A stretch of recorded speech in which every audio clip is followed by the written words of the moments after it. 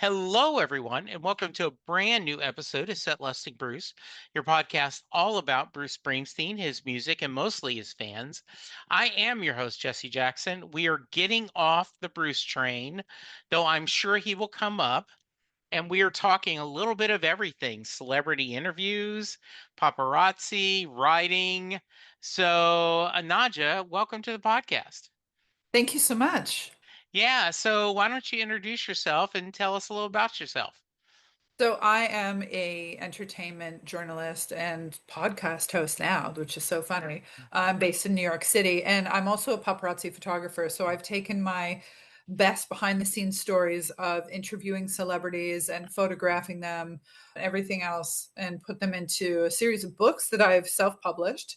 Everything from Red Carpet Ho to the Glitzerati to you bet it, like paparazzi bitch. So it's so interesting as somebody who's not from New York City and who's not from Hollywood. I'm from Toronto, Canada, where we don't even have our own Hollywood in our country. To move here and like after 10 years in Europe and really realize, how normal celebrities are once you get close to them and you're able to work with them and interview them and photograph them. And some of the stories are really touching. You get to see also on a professional level, like how A-listers really act when no cameras are on. Great. Boy, that gives me a lot to go into, but I'm going to start out with I always like to start at the beginning. Where'd you grow up? And I'm going to ask this two ways. One, what kind of music was your family listening to? And after you answer that, did you always have an interest in photography? Sure. Okay. So I grew up in Mississauga, which is a suburban area just outside of Toronto, Ontario. And when you grow up in the suburbs, the originality is not necessarily something that's given to you on a silver platter. It's something you have to seek. So this whole kind of like sonic youth DIY culture and fringe art scene type of music, Lydia Lunch, was very underground and cool at the time when I was growing up. Yeah, my family was listening to my dad really into techno, pump up the jam and all of that kind of stuff was Okay. definitely anything that sounded good really loud in a car was what my family was into. So my dad had a nickname, Techno Dad. I grew up with a pretty cool dad, I would say, but I was more into indie rock and really worshiped the Smashing Pumpkins growing up, which is very interesting because when you look at that band now, they've changed so much that if just because you were a fan then doesn't necessarily mean you're a fan now. You know what I mean? What was the third question you asked? No, I'm going to ask you another. What about the Smashing Pumpkins spoke to you? Why did you enjoy that music? I think that when you're a teenager, you are really interested in poetry and you want lyrics to speak to you and you Yeah. want to feel seen in the music that you listen to. And I think that the singer of the Smashing Pumpkins, Billy Corgan, he did that really well with his first few albums. I'd Mhm. say the first five albums, to be honest with you. One lyric from the song 33, speak to me in a language I can hear. That is such a timeless, beautiful line that like nobody can touch. That would be a great tattoo. I It's mean, a like great line. Yeah. it's just and it's so universal. So I think that definitely the lyrics, there's something that spoke to me, but then also the music was more than just straightforward because like grunge music was very big in the mid 90s. So there was a lot of fuzz, there was a lot of pedals, there was like Mhm. a lot of atmospheric type of music, but he elevated it to a different type of fine art, which is something that I'll always respect. It's so funny because just this past weekend, he relived the 30th anniversary of the Melancholy and Infinite Sadness album at the Lyric Opera in Chicago with the opera and the orchestra. So trying to take an old rock album that he made and then went and collaborated with these musicians who had tried to take a rock album and make it into opera and orchestra. And it got a lot of good reviews from the fans and journalists. But for me, it was not worth going to see in the end because he was only on stage for four songs out of a 90-minute set. And I Oh, didn't wow. necessarily think that's fair because, when you buy a ticket to Yes. something like that, you think about the ethics of it and you're like, well, you buy a Bruce Springsteen ticket. Yeah. Is he going to be on stage for the majority of the show? Because that's what I'm paying to see, right? Yeah. I always preface the question how many times you've seen an artist perform live is not a fair barometer of how big of a fan you are. Yeah. But are you someone who counts, and have you seen the Smashing Pumpkins? Yeah, I've seen them a few times, and I do think that, like, if the Nine Inch Nails were to play in a relatively nearby city, Yeah, because some bands on tours, they just skip New York City altogether. They'll go to Syracuse, they'll go to New Jersey, they'll go to Philadelphia, and they will not come to New York City. God knows why. If the Nine Inch Nails were performing again, I would definitely travel to see them just so I can say, okay, I've seen them sober. You know what I mean? At a decent age, so I could at least remember how amazing they were live. Same with Radiohead. yeah, To see Radiohead would be like seeing the Beatles. Like yeah, you're definitely gonna. It's like it becomes like a pilgrimage, right? It's like a religion. It's sure. like I have to see this before I die. Yeah, Forget the seven wonders of the world. I'm going to see Radiohead live. yeah, that's how we Bruce fans feel seeing Bruce live. One of the funny things, Anada, is almost universally when I ask someone that question about how many times they've seen Bruce perform live, the answer is often only, and then the number. It's never enough. It's yeah, only 15, only 100, only 225. It is never enough. When you're that passionate about a band, it's true. But the thing is that it's not like it used to be. You used to be able to go to a concert for $25. Yeah, Or you could go to something that was like Woodstock or Lollapalooza and pay $100 a day or for the whole weekend. Now yeah, it's the tickets are like $250 and up. yeah, It's like it becomes more of like a special thing. Like you don't want to yeah. be late. Like It it's is in 22 when Bruce announced that he was going to be touring again, and into 23 and 24, there was a lot of bitching about how expensive tickets were. And those of us who were a little more common sense said it every concert is expensive now. Just yeah, yeah, true. There are great local bands that are playing local venues that you can still see for 15, $20, and I yeah. recommend doing that. But yeah, it's the reality is if you're going to see Paul McCartney, you're going to pay a lot of money, right? You're gonna pay a Yeah. lot of money. So it's gotta be worth it to you. And it might even not be something that you do more than once or twice a year. So the other question I asked is, have you always had an interest in photography? Oh, yeah, that's the one I forgot. I would say yes, but I never really thought that I would become a photographer. I went to art school, I studied abstract painting. I couldn't make a living as a visual artist. So I went to journalism school after that, and I ended up writing about the arts because that's what I was Yeah. interested in, and that was my knowledge base. And in journalism school, they teach you to cover politics. And that just wasn't, I just don't think that way at it. I don't have an educational background in politics. So I just wanted to interview artists.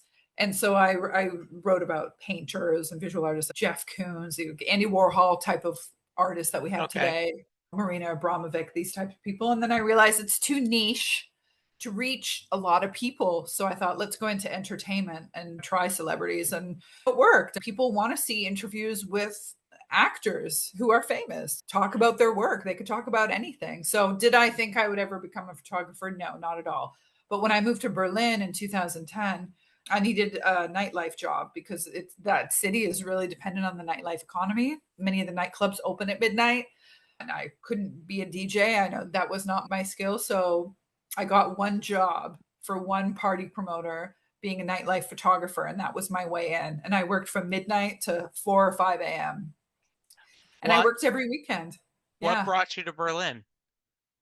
Because it was inexpensive and all my artist friends were moving there. And I just thought it's worth giving it a shot. To be honest, I closed my eyes and I had a map on my wall like I do now. And I just picked a spot and I opened my eye and it said Berlin. So I just moved there. Wow. I know.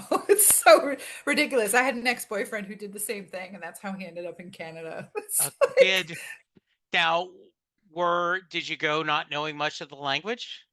I knew nothing of the language. I was toast. I was totally toast. And learning German is one of my the greatest achievements in my life because that was a language I didn't even want to learn. Okay. And I did it. And now I can hold a conversation in German. So when people say, oh, that this must be the hardest thing in your life, or that must be, and I'm like, no, I learned German and I can speak that language. That's that you've got that in your backpack, right? Hey, I've Yeah, done that. That's it. How long right. did you live in Germany? 7 years. Wow. Yeah, and I got to photograph and meet Yoko Ono there. That was one of my first celebrity interviews. That Oh, was interesting. tell me that story. Yoko Ono was having a retrospective for her 80th birthday at a museum in Frankfurt. And the museum director at the time is right now, he's moved on to be the director of the Met Museum in New York City. So this curator is like top notch. Yeah. And that's how he was able to get Yoko Ono there. And I remember that I stayed in a really nice hotel. And when I was getting ready for the press conference, there was like a buffet or something. And I got Mhm. eggs. And then I looked to the right of me, and then Yoko Ono was standing beside me at the buffet bar. And I almost died. And she's like a tiny little lady. She sat down, she got her eggs, and I thought, I have to go up and talk to her. There's no way in hell that I can't. Yeah. She's right there. And so I went up and I just talked to her and I said I was looking forward to the press conference and what she would have to say. And she was like, yeah, my message is all about world peace and bringing people together. I don't, that's like very generalized recollection. Yeah. It was over 10 years ago, but it's true. And when she did get the mic at the museum and she was like surrounded by photographers, there was about 80 of them. It was like mayhem. Like her level of fame is just so abstracted from reality. Yeah. She kept the same message of world peace, but some of the people around her were not as benevolent because I remember one of the curators saying, Yoko lives in a glass box and her reality is very different from ours. And I thought, yeah, I would want to live in a glass box separated from reality too if I walked on the sidewalk with my husband and he got killed. Yeah. You just got to think about where people are coming from as well. But has she gotten a lot of hate over her years? Yes, definitely. Was it merited? I don't know. I really can't comment on that. But she seemed, I thought that her message was more powerful than her personality and who she was. You know what I mean? Yeah. And I love Sean Lennon's music. He's such an underrated musician, but I think he probably wants to be a low key. I don't think he ever wanted to be a superstar.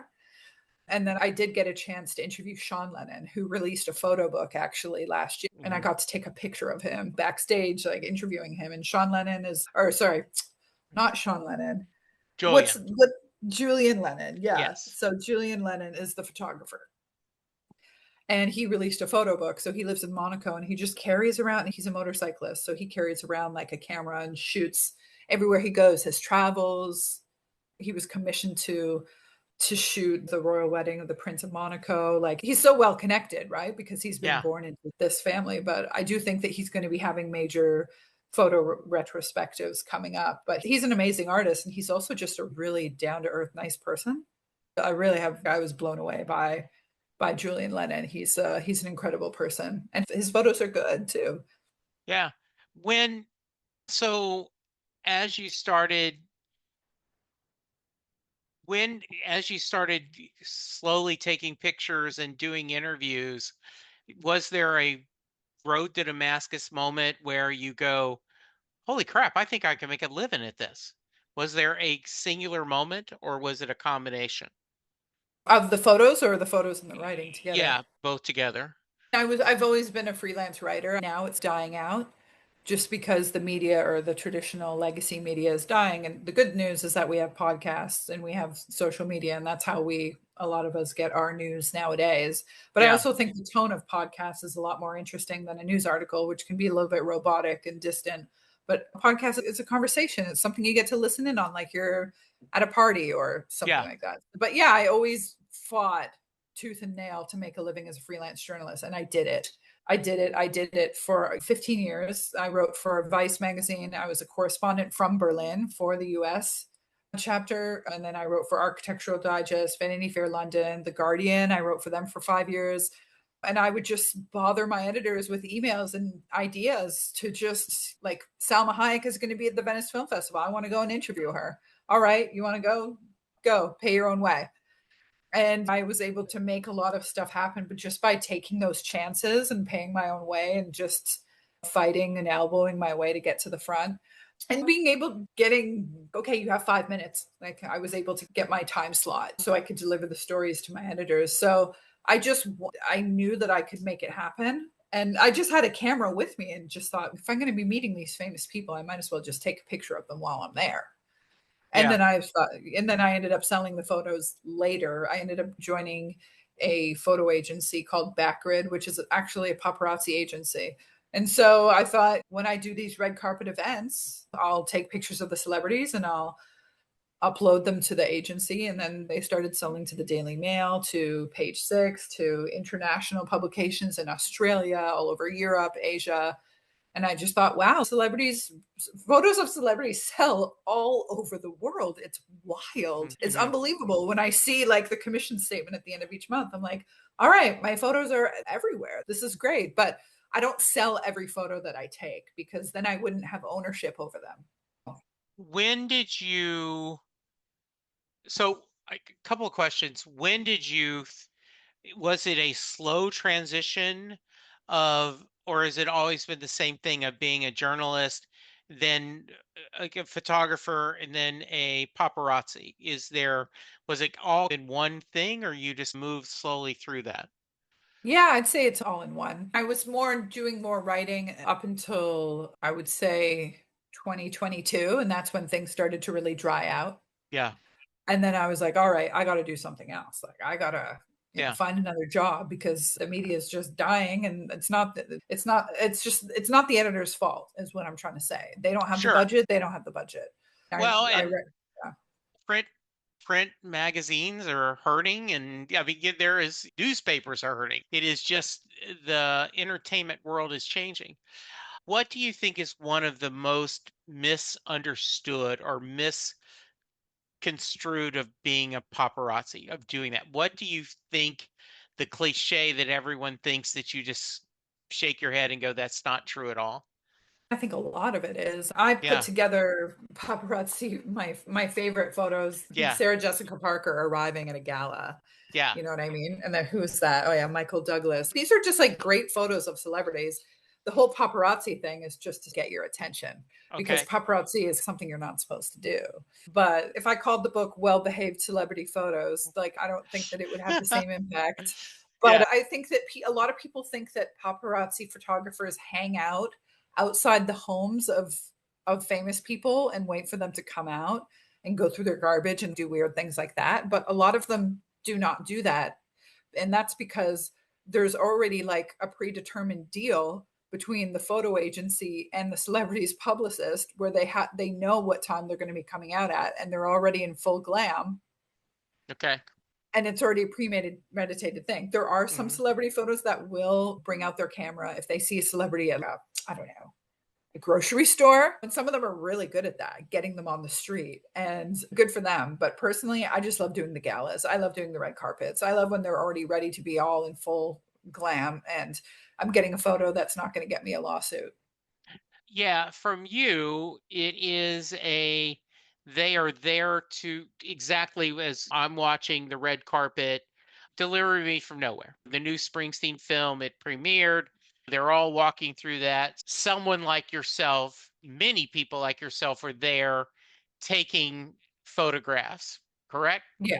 Yeah, exactly. And in that type of situation with somebody that high profile, you bring a zoom lens and you bring a mini step ladder. Really? Yeah, of course. Absolutely. Yeah. You need a pretty big zoom lens because you're not going to be able to get close to the star. There's going to be too much of a crowd. So you bring Hmm. the step ladder, you put it behind a few of the photographers, make sure that you don't want to get knocked off of it, then you're going to get, Yeah. but so you just, the farther away you put it, the better because you don't want anybody leaning back on you with their own camera and then Yeah. knocking you over. And so, yeah, you just zoom in and you get some of the best shots that way. I would Hmm. definitely say so. Yeah. So the red carpet is structured like this. Whoever's at the front of it, the beginning of it, is the most high profile photographer, usually Getty Images and one of their top photographers. And then as you go along on the red carpet, it gets less, less, less, and less. Okay. So I know what it's like to be at the end of the red carpet. And it's okay, cool. I'll work my way up. Don't worry about it. Yeah. As long as you get the photo, they still have to stop and pose for you. It doesn't matter. And if they don't, you have to stop them. You have to say, "Hey, stop, one more." And How they I usually was going to listen. ask, how are they feeling after they've gone through this gauntlet but they just that comes with the dinner, right? What do you mean? Troy Aikman, the former now the broadcaster, and he was the Dallas Cowboy quarterback, and he would talk about people stopping him when he's eating or being criticized when you play poorly, or as a broadcaster, if you're doing a game, both sides think you're being biased. And he has it comes with the dinner, right? Yeah. That Yeah. experience, the negative and the positive comes with the dinner. And so do you think the celebrities go, yeah, I realize that I'm not just going to do it at the very beginning. There are people down the road that are a little bit further, but they need their photos too. Yeah, absolutely. And even if you don't get the photos and they rush out, some of them have done that. You can wait until the movie is over and wait outside wherever the big SUVs are parked, waiting to pick them up, and you Yeah. get them coming out of the building and into the car. Yeah. It's like there's all these little hacks and tricks that you can do, Yeah. but the fans somehow are always there before you, and they're standing there with records ready to get signed. Yeah. So I don't want to go negative. So I'm going to ask the other question. Who's Okay. someone that's really surprised you how nice they are? Who's talk Um, some fun stories about people that you've really like, wow, that was a pleasant experience. Oh my God. I'm just gonna have to go through my Sure, book and that's just fine. No, that's okay. find out. John Waters, the film director, he's Yeah. definitely one of them who's been really great. I would also he's just like such an interesting interview. I would definitely say that, oh yeah, Tim Roth is really good. He's a really interesting. Sarah Jessica Parker is very down to earth, surprisingly. She sells a shoe wear brand, but as soon as she's off, like she'll come backstage and then take the heels off right away and put on sneakers, That's which I found funny. was, you know what I mean? Yeah, yeah, She's like, that's I'm going funny. to, and she'll just look at me and apologize and be like, I'm sorry, I have to go pick up my kids from soccer. I'm not wearing heels. And I'm like, hey, neither would Yeah, I. Right. yeah. Sheryl Crow is also really cool. Jeff Goldblum, I've never seen fans as much as I've seen for him. Naomi Watts is also really Mhm. nice. Anna Wintour has chilled out a little bit more recently. You know, Yeah. the Vogue editor. She used to be Sure. really snooty, but now she's a little bit more chill. I really like Mel B from the Spice Mhm. Girls. I had a chance to interview her. She's very cool. She's Yeah. very cool. But she was married to Eddie Murphy. Murphy, of course, she's cool. Talk to me about some of your interviews and some outstanding moments that remind you that you want to share. To me, I always try and ask the questions, what advice do you have for young artists today? Because if you're going to interview a celebrity, they're rich and famous. What can they give back to us? How can they inspire artists? So in my Glitterati book, I would say I it's been great when I've met people like I met Paris Hilton at Paris Fashion Week. And Okay. she was like, "Hi, I like your coat." She came up to me. Oh, that's cool. She liked my sense of style. And I was like, actually, I've interviewed you. I interviewed you over the phone, like for Forbes, and there was your story Mhm. about your artwork. And she was like, and she took her glasses off. She was like, that was you. I shared that article and she wanted a picture with me, which was so nice. So that was Oh, like, so it's some people are like decent, you know what I mean? But she's yeah. also this type of person that when I did publish an article about her, she found me on Instagram. She sent me a DM thanking me and left me a voice message being like, "Hi, this is Paris Mhm. Hilton. I just wanted to say thank you for the article that you wrote about me. That was so nice of you." And I was like sitting there like chatting with my friends on the phone like speaker. Oh my god, she left me a voice message. So it's just it's like the fact that some people like her are willing to like reach out and connect with people. It's Yeah. that was an amazing moment. I definitely think Mhm. that yeah, shooting Adam Lambert at the Amfar Gala. You want to talk about a celebrity? Whew, Yeah. You know, that singer. yeah, What's his name? I'm smiling because about a year and a half, 2 years ago, Warren Zanes, who wrote the book Deliver Me from Nowhere, The Making of Nebraska, that the movie's based on, I ended up getting to interview him. And he had done a lot of Bruce Springsteen podcasts, obviously. And so when I knew the movie was coming out, I emailed him and said, "Hey, Warren, I know you're probably got tons of press, but if you have a chance, I'd love to interview you again." And he said, "Yeah," he says, "it is going to be tougher with Disney, but we'll make it happen." And about a month before the movie, he sent the email to me saying, "Hey, Jesse, did Disney ever get back to you?" And I replied, I said, "No." I figured, he said, "Okay, let's just go rogue. Let's just have it on there."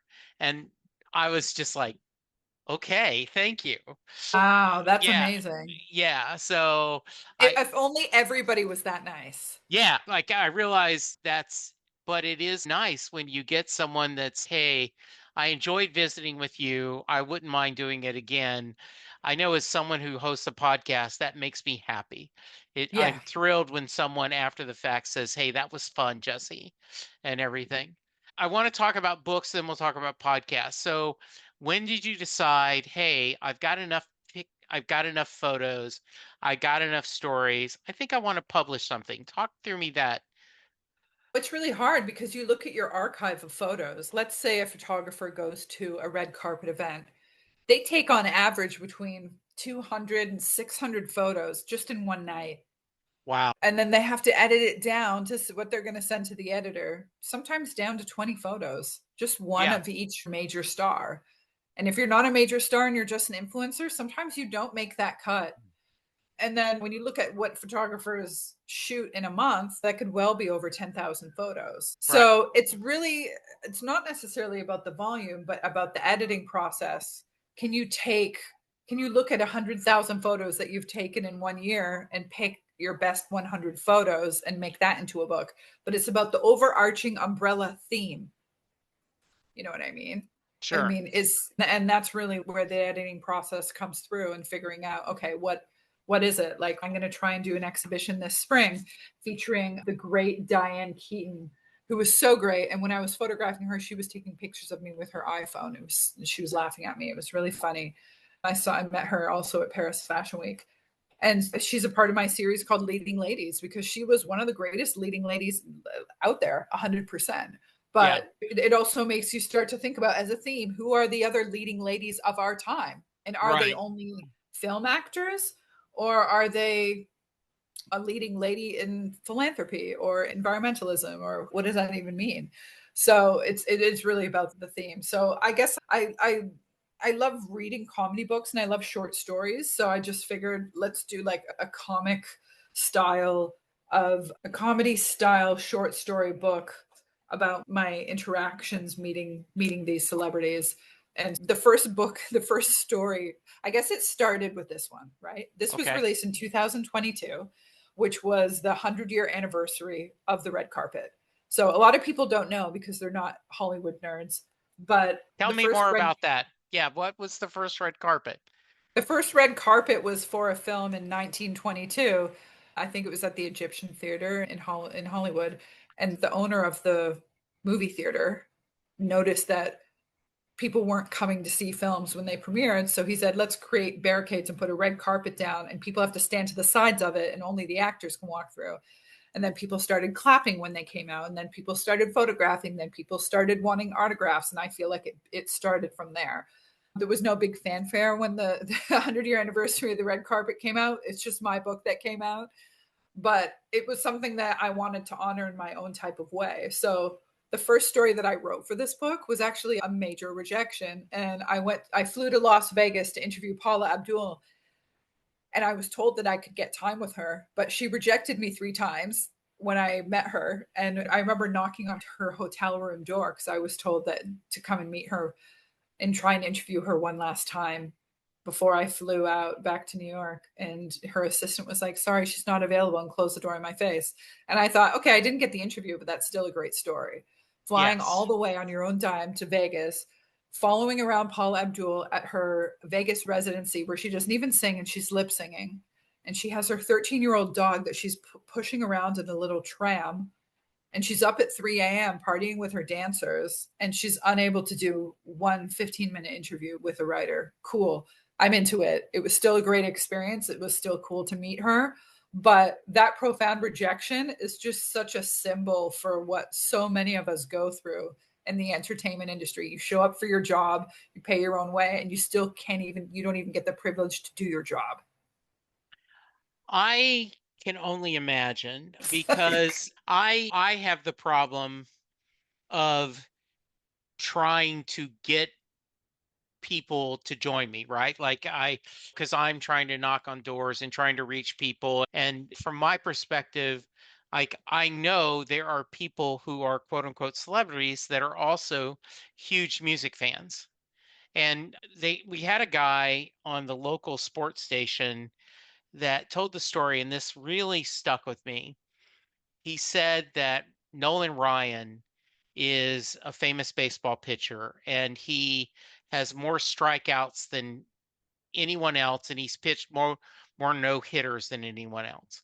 But they said, and if you talk to Nolan about those, he gives you just routine answers.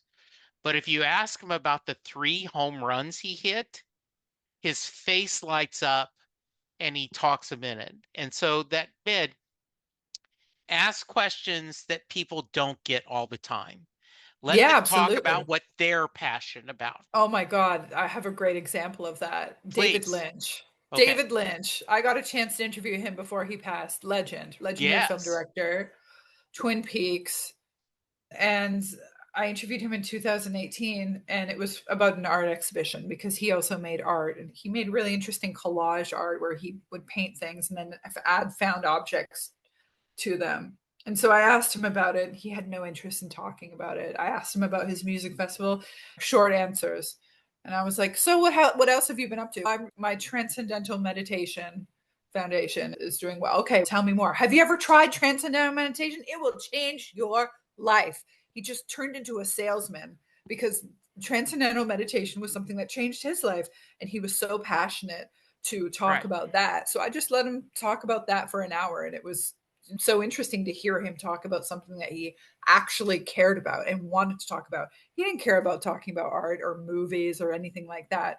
He wanted to take a vacation from it, Yes. and you just have to let them go. Ah, Sure, go on about it, right? yeah. And that's what the editor gets, whether they like it or not. Sorry. And I think that's what makes a great podcast or an interview is instead of asking them the same questions they've heard 1,000 times to ask something different and share. And that's So what makes you a podcaster, because this, like, journalists, I know what it's like having to be just like, why am I getting paid from a publication? Because the editor is saying, if you're going to go interview Salma Hayek, don't forget to ask her about her age or her breast implants, or they'll just have something that's, I don't want to ask, but that I yeah, have to, because if I don't provide that in the text, then the editor might say, "Oh, sorry, we can't pay you." And it's right. always something about the narrative of what's already out there about the celebrity that continues this media narrative. But who cares about that? Let's cut that out. This is a totally different time. We can Yeah. rewrite our own narratives. I So want to ask Salma Hayek about finance and her math stuff that she's all about. Anyways, like I want real estate advice from Salma Hayek. like I joked, I would love to. One of the questions I would ask Bruce if I would ever get lucky enough to have him is one, I would talk about his mom and his love of music. What song on the radio made his mom and him light up? But the other question is, Bruce, this is probably none of my business, but okay, you and Patty are out with Tom and Rita, Tom Hanks and Rita. Who picks up the check? Right? That's a Like, really good question. That is a good question. do you guys, oh, it's my turn this time or that turn?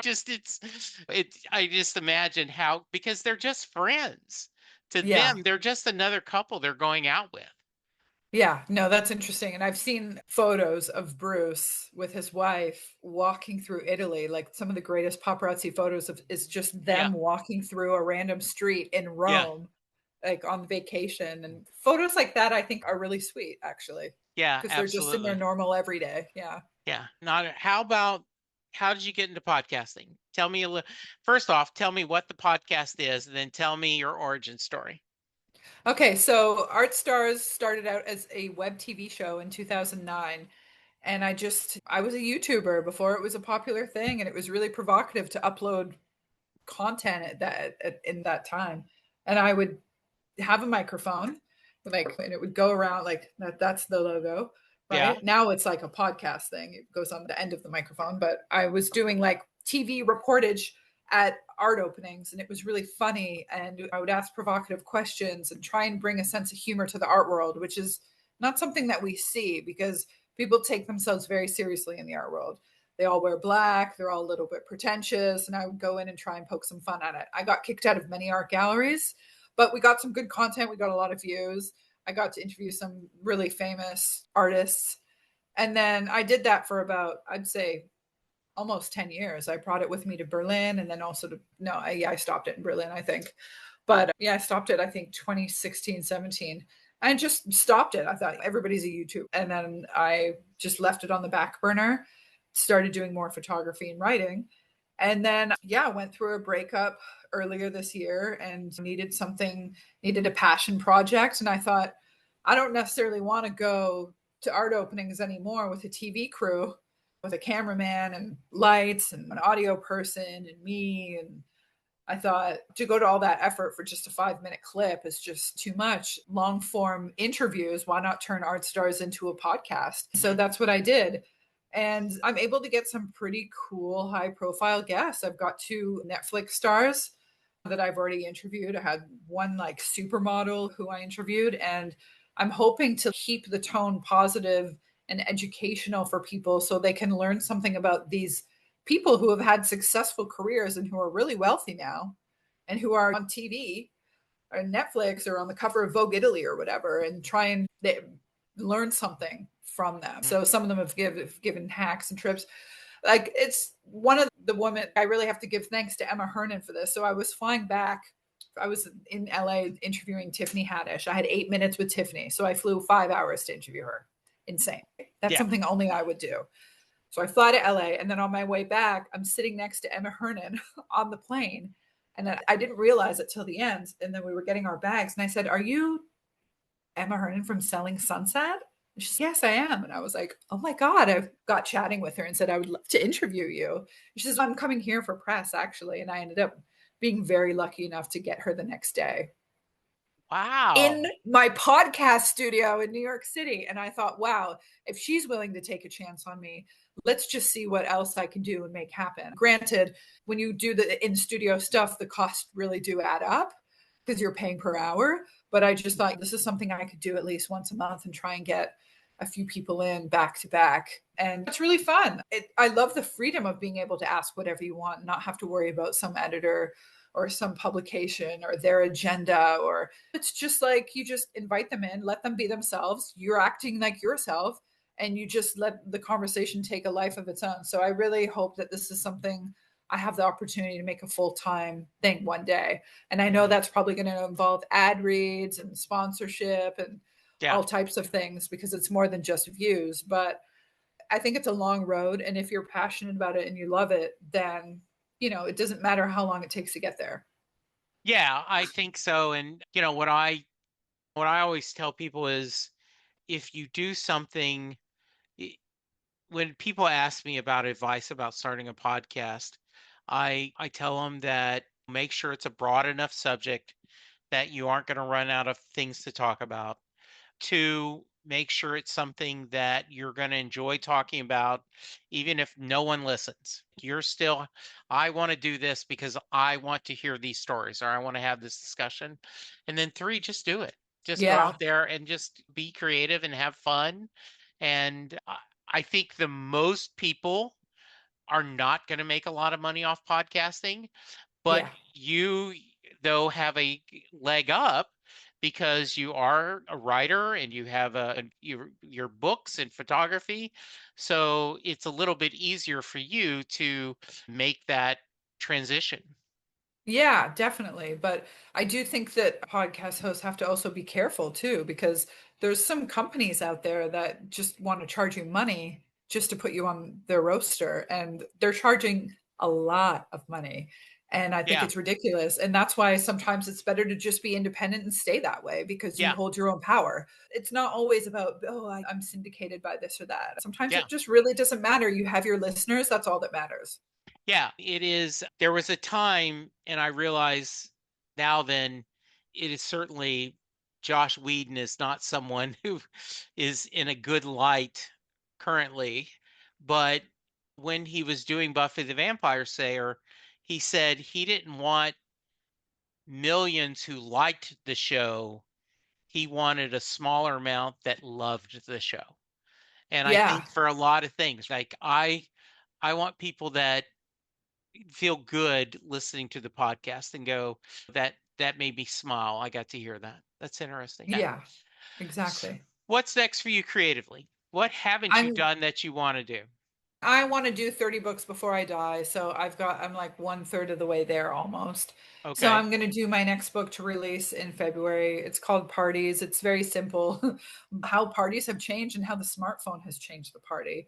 And looking back on those old photos that I took in Berlin as a party photographer in 2010 and how free and uninhibited it was because there was no, I had a camera, but everybody Yeah. else didn't really, it wasn't really cool to pull out your cell phone at a party and seeing how that has changed. But then also, I want to put some celebrity photos in there as well, just because each month I get new stars and new people that I've had the chance to shoot. Last month, I was able to photograph Mary J. Blige, and that was a huge moment for me. I was like, oh my God, Yeah. she's just Wow. such an icon. Yeah. So and sometimes I don't even have my big camera with me. Like that thing is 15 pounds. Sure. I can only bring it out a few times a week max. Mhm. But there's like a Samsung Galaxy I have that has an incredible zoom to it. And I've taken photos with that camera and they've ended up on page 6. I find that amazing that some cameras, some cell phone cameras are sometimes better than camera lenses. That That's it still mm, passes as a quality photo to be published mm. and paid for. Like somebody paid for my cell phone photo. I found that wild. That's winning. That's winning. Very Right. nice. Yeah. So, Yeah. yeah, so Samsung should be paying me anyway. There you go. Yes. So I'm going to do my next book. I'm going to keep doing the podcast thing and see just where it goes and enjoy it as my like hobby. I really feel like the video content and the video shorts go really well on YouTube because long form is great if you want to listen to a podcast while you're driving or in the background when you're working. Yeah. But I really think shorts on YouTube and TikTok also reach a different type of audience. So why not make those too? Yeah. Good for you. What should I've asked you that I hadn't?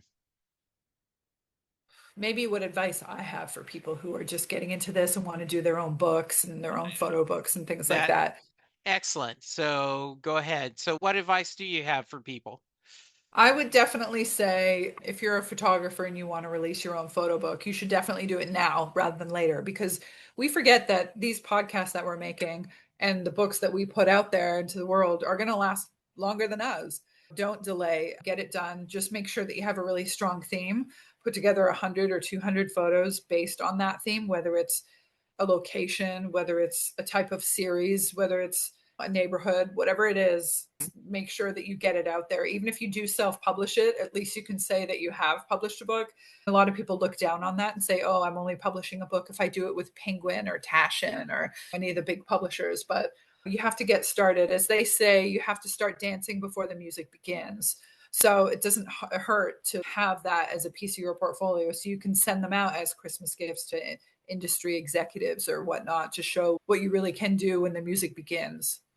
And I also think that with Amazon and other online, there are musicians that are making great music that is just through Bandcamp and on YouTube. And there it is, you can build your own network. You can build your own company. So yeah, I Yeah. agree. That's great Yeah, advice. your own audience. Yeah, for Yeah. sure. And I feel like the biggest challenge that people experience today is self-doubt. So it's an internal problem because it's so easy now externally, like you just said, to self-publish and get your work out there. You just have to get it done, which means you have to stop scrolling, which means you have to stop being distracted, and which means you have to really put it out there and come to the conclusion with yourself and your own critical self criticism and say, okay, this is good enough to go out for now because this is a clear representation of who I am.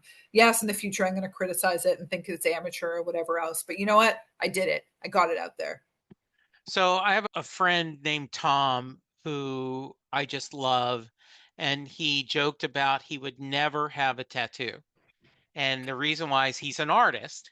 And he said, I would never have a tattoo that I didn't design. But the problem is, there's nothing I've ever drawn that 6 months later, I wish I couldn't redraw. And so he said, I just couldn't. I couldn't do it because I know I would just look at it going, oh no, I need to redo that. I'm somebody, I have tattoos all over me. I have about 30 of them. And it's Yeah. a tattoo is really like a stamp of your life at that moment. And you have Yes. to be forgiving when you look back on that past. I Yeah. stick with symbols. This is Yeah. like Neptune's trident, like Yeah. protecting me when I go scuba diving. If it's like a portrait, then yeah, of course, that could not age well. But if you Yeah. stick to like simple symbols Yes. that are Yeah. somewhat universal, it could be okay. This is so much fun. Thank you. I hope Yeah. you had a good time. Yeah, for sure. I'm glad we were able to finally connect. I've Yes. seen that you've made over 1,000 episodes of your show. Yes. That's amazing. You deserve a podcast award for that. Thank you. Yeah, thanks. We hit 10 years and yeah, over 1,400 episodes. So that's a lot of music talk, a lot of That's art a talk. lot. Yes. So, if let me ask you a question. If you were to release a book, what would it be called and what would it be about? So I'm one of those people that I've kicked around because I've had so many interviews that I feel like there is a book in the discussions of, like, I've talked to dozens of sportscasters that love Bruce Springsteen, right? So I've talked to different people I that love Van Morrison, that love other artists. So if I was writing, it would be stories about the themes that we see on. One of the things I was joking about with you before is my Mary question that I end with every podcast. And listeners, she's going to do it later. Yes. But I was talking to Melissa, and Melissa is a professor at Monmouth University, and she just organized a symposium at Monmouth, an academic symposium for celebrating Bruce's 50th anniversary of his album Born to Run. And she said, there's a paper in that your Mary question of how many people said yes, how many people say no, by age, by sex, by different thoughts. And so I don't know. I may do that later. Right now, I'm just happy podcasting. That is a great idea. Yeah. That is a great idea about how people have answered. And there's definitely a deeper meaning, there's a deeper layer there, but it is always educational and it's great for networking too to always just keep making podcast episodes. It also just feels good at the end of it. I don't even know what it is, but yeah. I agree. There is so much, especially when I get someone who was a little reluctant. They're shy. Um, They're like, oh no, I don't have any interesting stories, or no one would care about my story. And I'll go, no, you do. And so we'll talk 45 minutes, an hour. And at the end, you're like, oh, Jesse, that was so much fun. I forgot I was being recorded. And you mentioned about taking pictures at parties and such. yeah. And I tell people that if I do this right, it feels like you're behind a couple of people in line for a concert or an art show and you're overhearing Yes. their conversation. That's exactly what it is. You nailed it. Yeah, you're Nailed it. just overhearing them. And people ask me, I'm like, look, I don't care if you're a Bruce fan. I don't care if you're even a music fan, but if you're passionate about something, we Yeah. can have a good conversation. Yeah, and it's great that you've opened up the doors to your podcast, even though it's not falling within Yeah, uh, because that category. I think it is, if someone's passionate about it, I want to hear about it. So great. Yeah, All yeah, right. yeah. So if someone wants to reach you, How can they? Yeah, you can find me on YouTube at Art Stars TV. That's ARTSTRS TV. And then on Instagram, and TikTok, you can find me at NADJASAYEJ. That's probably the easiest and fastest way. You Okay. can follow me and follow my Art Stars podcast account, and I got all the videos there. And if you want a signed book, send me a DM. There you go. Thank you Yeah. so much. I Thank appreciate you. it. This was a lot of fun. Yeah. Next time you got a book to promote, let's do this again. I would love to. Thank All you so right. much. And all right. All right. Thanks, listeners. Everyone, be safe, be kind. Go to the website, check it out, follow her podcast. Everyone, have a great day. We'll talk to you soon. Goodbye.